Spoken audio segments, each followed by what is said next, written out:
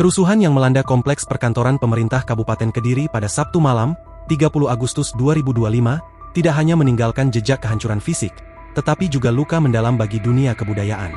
Museum Bagawan Tabhari, yang terletak di belakang kantor DPRD Kabupaten Kediri, Jawa Timur menjadi salah satu titik terdampak paling parah. Bangunan museum porak-poranda, kaca pecah berserakan, dan sejumlah benda purbakala tercecer di lantai. Lebih tragis lagi, 4 artefak penting bernilai sejarah dilaporkan hilang, diduga dijarah oleh massa. Menurut Ketua Dewan Kesenian dan Kebudayaan Kabupaten Kediri, Imam Mubarok, artefak yang raib meliputi 2 plakat HVA Sidomulyo, 1 bata berinskripsi, dan 1 arca sumber cangkring. Semuanya memiliki nilai sejarah tinggi dan merupakan bagian dari identitas lokal yang tak tergantikan. Museum dihancurkan dan dijarah. Ini bukan sekadar kehilangan benda, tapi kehilangan sejarah yang tak tergantikan, ujar Imam, yang akrab disapa Gus Barok kepada Tribun Jatim, Minggu, 31 Agustus 2025.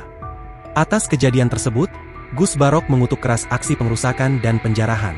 Ia menilai sejarah yang terkandung di dalam benda purbakala memiliki nilai penting khususnya yang terkait dengan sejarah Kediri ini tidak bisa diganti. Ini bukan sekadar kehilangan benda.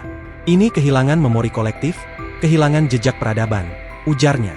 Koordinator Juru Pelihara Dinas Pariwisata dan Kebudayaan Kabupaten Kediri, Idris mengungkapkan beberapa koleksi lain turut mengalami kerusakan. Di antaranya ada umpak tiang penyangga rumah yang pecah, sejumlah fragmen lecet hingga buku-buku penting. Pihaknya bersama komunitas budaya sempat berusaha menyelamatkan artefak paling berharga, yakni arca Bodhisattva yang disebut sebagai masterpiece Kabupaten Kediri. Ia menambahkan bahwa museum bukan hanya tempat menyimpan barang kuno, tetapi ruang edukasi dan refleksi sejarah bagi generasi muda.